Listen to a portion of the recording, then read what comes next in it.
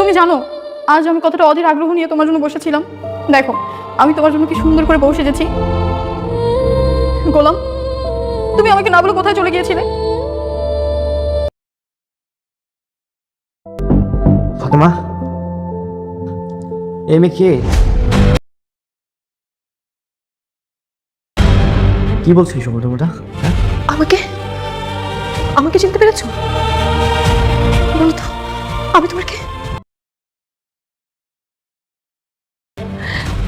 মাকে চিনতে পেরেছো?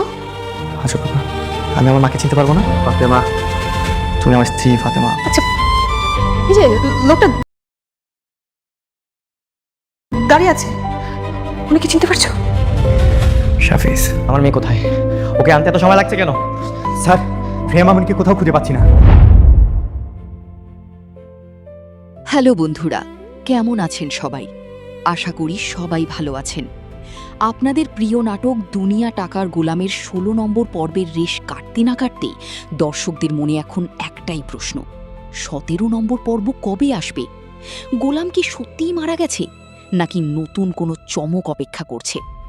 এই সকল প্রশ্নের উত্তর জানতে হলে আজকের ভিডিওটি আপনার জন্য।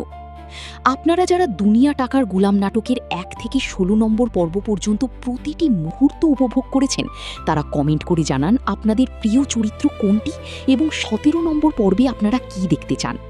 আর যদি আমাদের চ্যানেলে নতুন হয়ে থাকেন তবে এখনই সাবস্ক্রাইব করে পাশে থাকা বেল আইকনটি ক্লিক করুন, যাতে কোনো আপডেট মিস না হয়। ১৬ নম্বর পর্বের শুরুতেই আমরা দেখতে পাই গোলাম গুলিবিদ্ধ হয়ে হাসপাতালে মৃত্যুর সাথে লড়াই করছে। কিন্তু অবিশ্বাস্যভাবে সে শুধু বেঁচে ওঠেনি, ফিরে পেয়েছে তার হারানো স্মৃতি।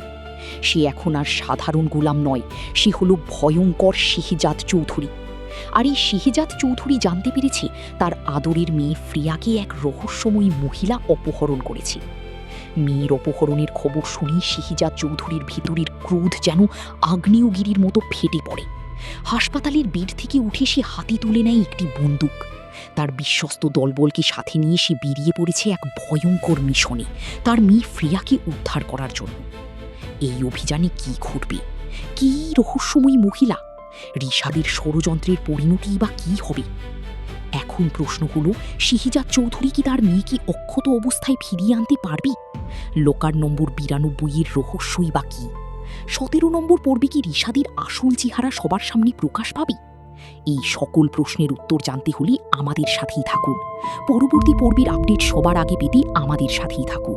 ধন্যবাদ।